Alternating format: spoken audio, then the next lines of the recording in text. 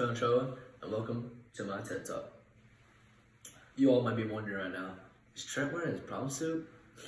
Of course, but you also might be wondering, am I going to give a good TED Talk? No, but let's get right into it.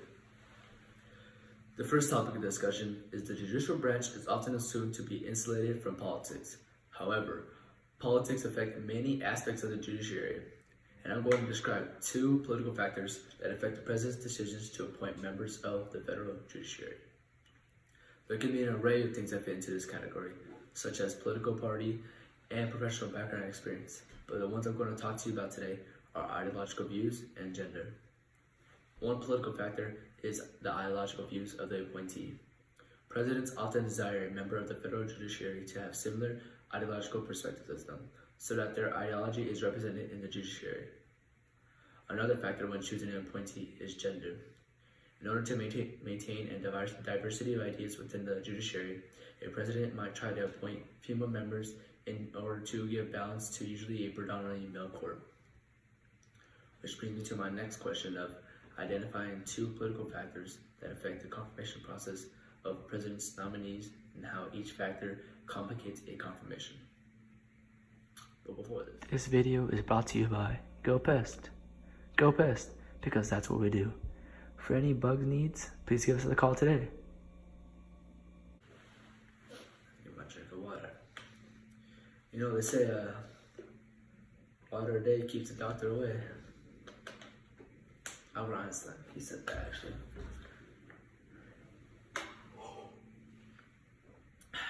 What a brilliant man. With this topic, this can include court advice and consent, but in particular, senatorial courtesy.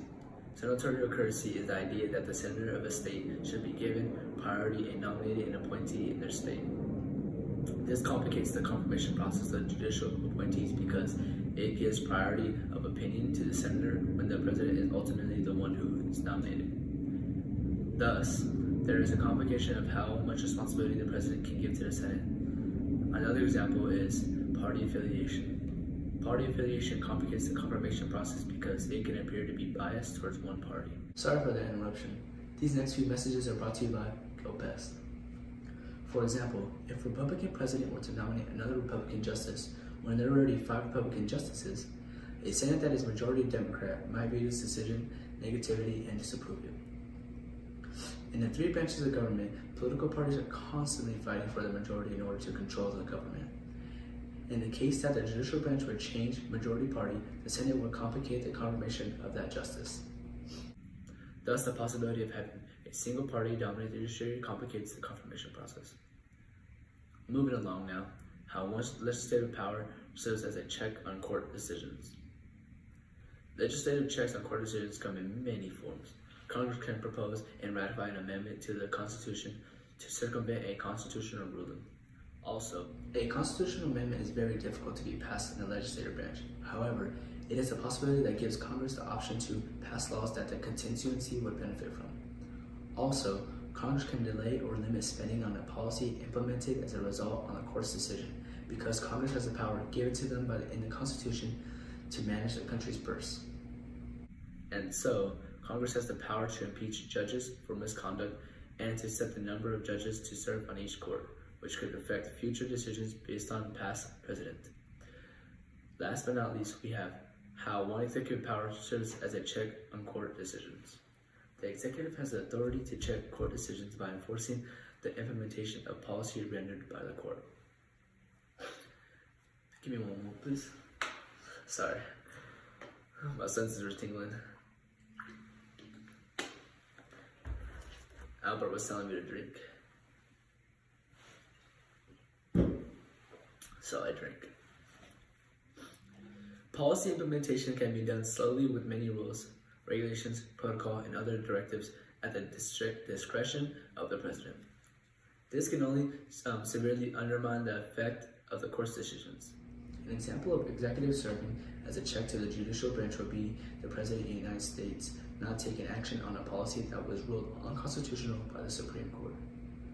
By either limiting the progression of an executive bureaucracy in charge of the policy, or by putting in charge officials that have political views that align with the president's the executive branch can dictate what to enforce. Also, the executive has the power to appoint judges and justices.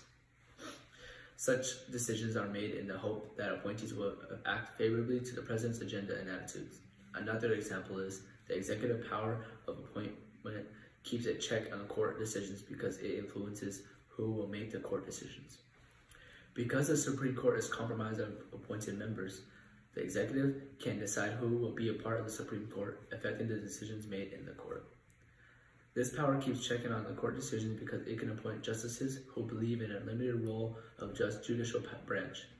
As you can see, there are many ways for different branches of the government to check the legitimacy and constitutional powers of other branches through powers given to those branches by the United States government. If it was not for these checks and balances given to the branches of the government, the possibility of corruption and poor leadership would be very high, thus affecting American constituency. The Founding Fathers understood the American way of the government had to be secure because personal benefit of American politicians always comes before the benefit of American people. And that is the sad truth behind why there are checks and balances in the United States government today.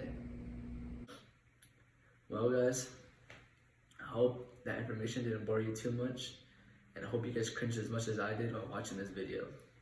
So thank you again, and I'm Trent, Ochoa, signing off.